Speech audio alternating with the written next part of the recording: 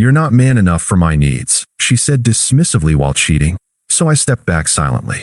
Now her man exposed as a fraud, she's alone, and my evolved self rejects her firmly.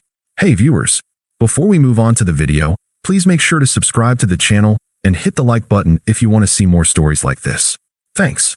Throwaway account for obvious reasons. I've been lurking on subs like r/relationships and r/true off my chest for a while, reading stories that hit a little too close to home. Figured it was time to share mine, especially now that the dust has settled and I've come out the other side stronger. This all went down about a year and a half ago, but it feels like a lifetime. If you're here for a tale of betrayal, quiet resilience, and some poetic justice, buckle up. I'll try to keep it real, no embellishments, just the facts as I live them. My name's Alex, or at least that's what I'll call myself here. I was 28 at the time, working as a mid-level analyst at a consulting firm in a mid-sized city. Nothing glamorous, but it paid the bills and gave me stability. I'd been with Sarah for almost 5 years. We met in college, back when she was studying marketing and I was grinding through business classes. She was vibrant, ambitious, the kind of person who lit up a room. I fell hard, and from the start, I was all in. Committed, loyal, the whole package. Looking back, I see now how much I sacrificed without even realizing it.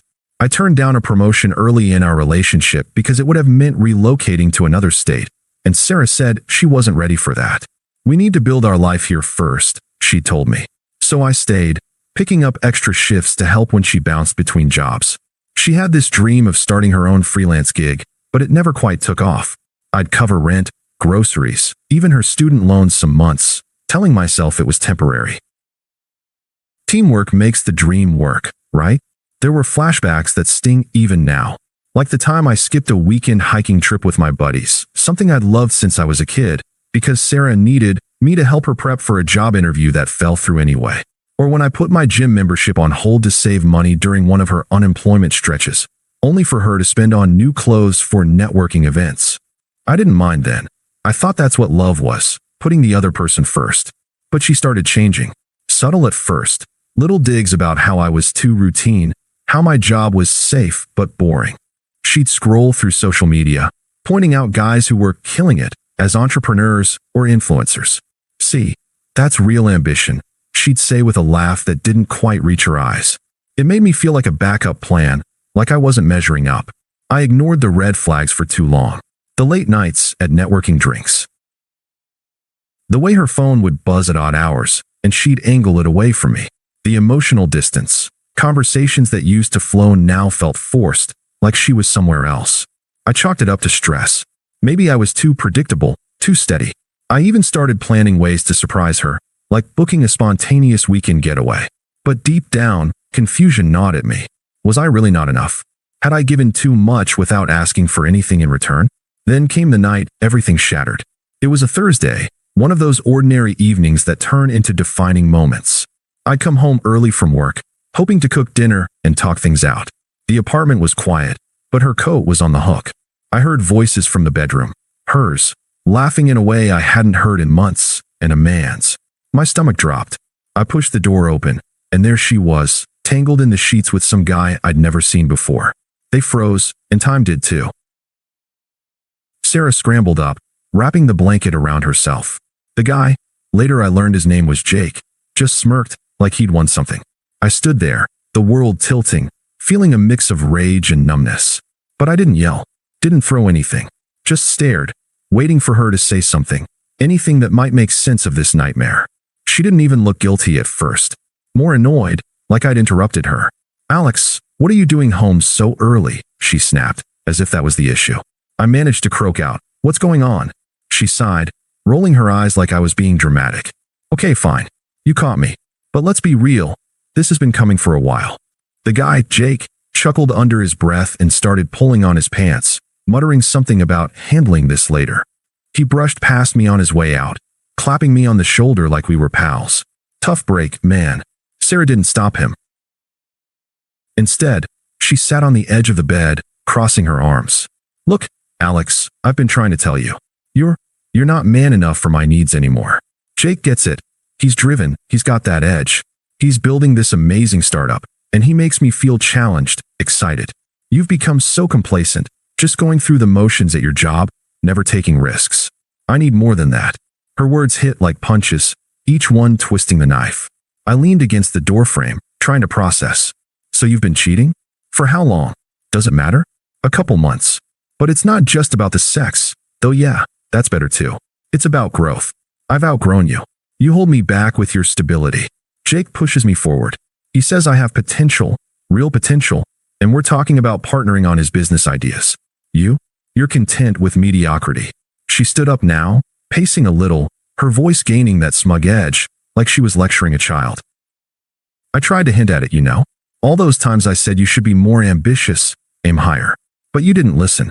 You just kept plodding along, paying the bills, being reliable. Boring. This is on you as much as me. If you'd stepped up, maybe I wouldn't have looked elsewhere. Hypocrisy dripped from every word. I'd stepped up plenty, covering her when she quit jobs on whims, supporting her dreams that never materialized. But there she was, justifying it all with this twisted logic, like my loyalty was a flaw.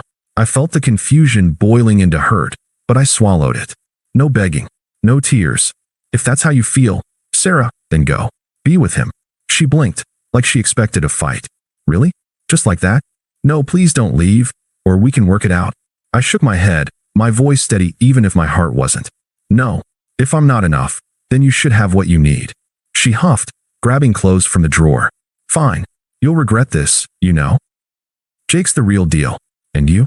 Good luck finding someone who puts up with your average life. I didn't respond, just turned and walked to the living room, starting to gather my things. She kept talking as she dressed, throwing in more jabs. See, this is exactly what I mean. No passion, no fight. Jake would never just roll over like this. By the time she stormed out, slamming the door, I was already packing a bag. The silence that followed was deafening. I sat on the couch, replaying it all. The sacrifices, the red flags, her cruel dismissal. It felt so unfair, like I'd poured everything into us only to be discarded like yesterday's news. Confusion swirled. Was I really not man enough? Had I missed the signs? But beneath it, a quiet resolve started forming. I wouldn't chase, wouldn't confront Jake or beg her back. I'd just step back, change the locks the next day, forward her mail, and disappear from her life as much as possible. Little did I know, that was just the beginning. That first night alone in a cheap motel room was rough. I didn't sleep much, just stared at the ceiling, replaying every moment of that confrontation in my head. Her words echoed. Not man enough, complacent, mediocrity. It stung deeper than the cheating itself. The way she twisted my loyalty into a weakness, like all those years of support were just proof of my inadequacy.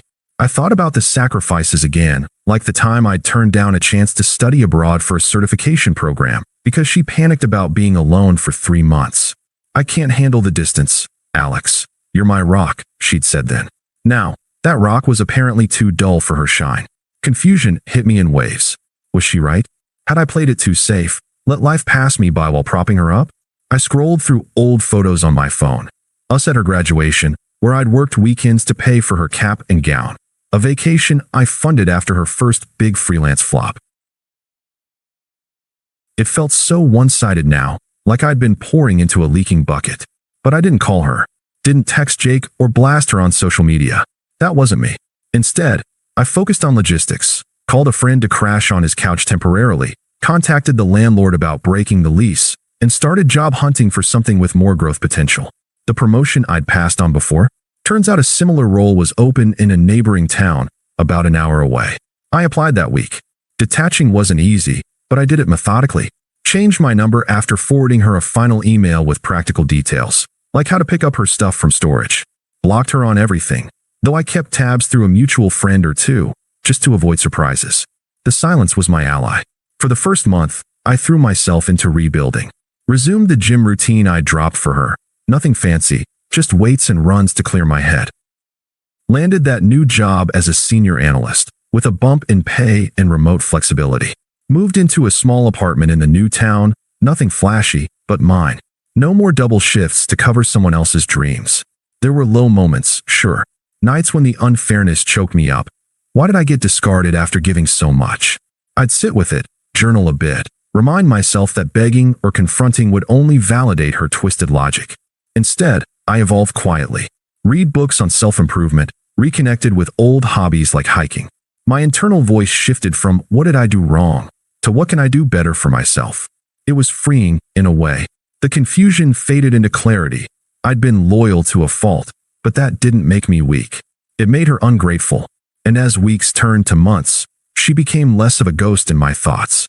I wasn't healed overnight, but I was moving forward, one deliberate step at a time. I didn't hear much about Sarah initially. Mutual friends respected my space, and I didn't pry. But around 4 months in, bits started trickling through. At first, it was casual mentions.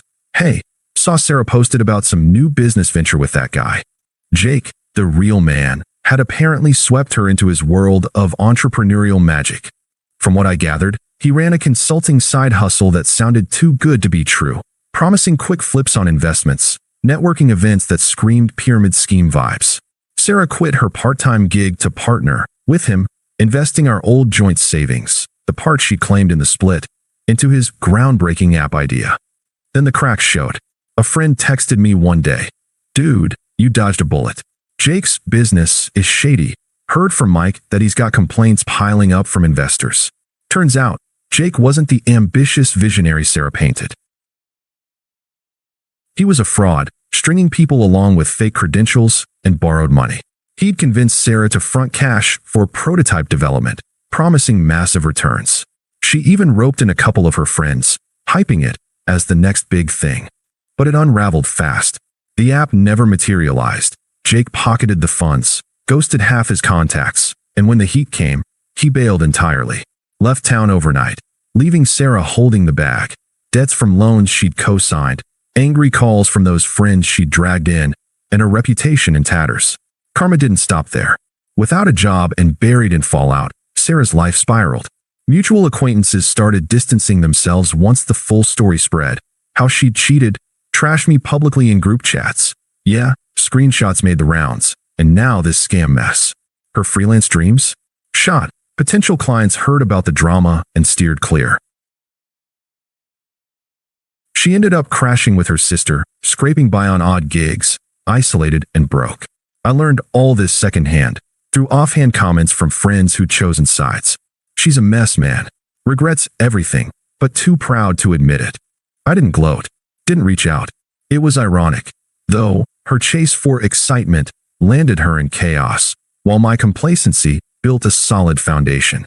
Seeing it unfold from afar just reinforced my detachment. She wasn't my problem anymore. About 6 months after the breakup, the reconciliation attempts started. I'd unblocked her number by then, not out of hope, but practicality. There were loose ends like shared bills popping up, and ignoring them forever wasn't feasible. The first wave came via text, casual at first, like she was testing the waters. My phone buzzed one evening while I was unwinding after a hike. "Hey Alex, it's Sarah. Been thinking about us a lot lately. I messed up big time." Jake turned out to be a total fraud. He scammed me and vanished. "Can we talk? I miss what we had." I stared at the screen, feeling a flicker of something, not pity, but detachment. Her words rang hollow, echoing the smugness from that night. I didn't respond right away. A day later, another. "Please, Alex. I know I hurt you, but I was confused. You were always so steady. Let's grab coffee." Still, I kept it minimal. Typed back. "No need, Sarah. Moved on." Short, final. But that opened the floodgates. The second wave hit a week later, escalating to calls and voicemails. My phone rang late one night. I let it go to voice. "Alex, pick up. I need to hear your voice. I'm so sorry. Jake ruined everything. He took my money, my trust. But you were always there for me. Don't abandon me now when I'm at my lowest. We can fix this, right? Call me back." She called again the next day, twice. I answered the third time, figuring silence might drag it out. "What do you want, Sarah?" Her voice cracked, a mix of tears and urgency. "Alex, thank God. Listen, I was an idiot. Blinded by his lies. He promised the world, but it was all fake. Now I'm drowning in debt. Friends won't talk to me. You get it. You're the only one who ever really supported me. Remember how we used to dream together? Give me another chance. I'll make it up to you." I stayed calm, voice even. "Sarah, that's in the past. I'm not interested." She pushed harder. "But why? You're being cold. After everything we shared? My sister's been on me about this. She says you're acting petty, holding a grudge. Man up and forgive, Alex. I need you. Ah, the hypocrisy, throwing men up at me now. I could hear her sister in the background, muttering agreement. Yeah, Alex, Sarah's suffering. Think about the good times. I cut in. This isn't about grudges.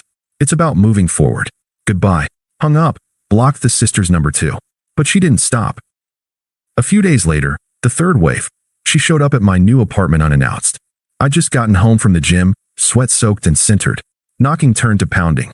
I opened the door a crack, chain on. Alex. She looked rough, hair messy, eyes red, clutching a bag like she'd packed for a plea. How can you ignore me like this? After all we've been through, you're just ghosting? I drove an hour to see you. I kept my tone neutral. You shouldn't have come. I said I'm done. She shoved the door lightly, voice rising. Done? Because of one mistake? Jake was the mistake. He left me broke and alone. But you're proving you were never man enough to fight for us. If you cared, you'd help me now. I see it clearly. You're selfish, always were. Hiding behind your stability while I suffer. The rage boiled over. Her face twisted like that breakup night. Admit it. You enjoyed watching me fall. Mutual friends told me you're thriving, new job and all. But without me pushing you, you'd still be stuck. Come on, let's rebuild. I need you. No, we need each other. It was textbook manipulation, flipping the script again. But I felt nothing but clarity. Sarah, you made your choice. I respected it by stepping back. Now respect mine. She banged the door once more. You're heartless. Fine, rot in your average life. Then stormed off, tires screeching. I closed the door, exhaling. Her desperation highlighted the growth I'd achieved. No more confusion, just peace in my boundaries. Little did she know, the real closure was coming soon. A couple months later, the final loose end forced us together. A financial settlement meeting. We'd had a joint savings account for future plans, and the lease on our old apartment had lingering fees. My lawyer suggested a mediated session to divvy it up cleanly, no court drama. I agreed, figuring it was the last step to full freedom. The meeting was at a sterile office downtown, neutral ground. I arrived early, dressed sharp for my new role, suit, confident stride. Promotion had come through, along with resuming hikes, and even dating casually. Life felt full, her chapter irrelevant. Sarah showed up late, disheveled in wrinkled clothes, her mom trailing behind like backup. The mediator greeted us, but Sarah beelined for me before we sat. Alex, wait. We need to talk, privately. Her mom chimed in, voice accusatory. Yes, young man. Think of the family. Sarah's been through hell because of that con artist, and now this? She's suffering, and it's partly on you for not being there. I nodded politely to the mediator, who suggested we proceed. As we reviewed papers, me getting my share of savings, her taking the lease hit, Sarah interrupted. Alex, please, give us another chance. I see now, you were the real man all along. Jake ruined me. Debts, no job, everyone gone. Help me fix this. We can start over. I'll change. Her voice trembled, eyes pleading. The mom added, she's learned her lesson. Forgive and move on as a couple. It's what good men do. I signed a form, then met her gaze steadily. Sarah, remember what you said? I wasn't man enough for your needs. You needed more, ambition, excitement. Well, I've found more in myself. That promotion I skipped for you, I took a better one. Resumed the gym, the hikes you called predictable. My life's richer now, without the weight of someone who saw my loyalty as weakness. She reached for my hand. I pulled back. But Alex, I was wrong. You're everything I need. Don't leave me like this. I mirrored her old words calmly. You outgrew me, right? Pushed for growth? I've grown too. Learned to prioritize what matters. And you? You're no longer part of that. This settlement closes everything. My happiness doesn't involve you anymore. The mediator cleared his throat. We wrapped up. Sarah sat stunned, tears flowing, her mom huffing about cruelty. Walking out, I felt nothing but peace. Karma had done its thing, exposing the frauds, Jake's schemes, her hypocrisy. I'd stepped back silently, evolved firmly. Thanks for reading, folks. Moral: value yourself first. Life's too short for anything less. Thanks for watching. Make sure to subscribe to the channel and hit the like button. What do you think about this story? Share it in the comments.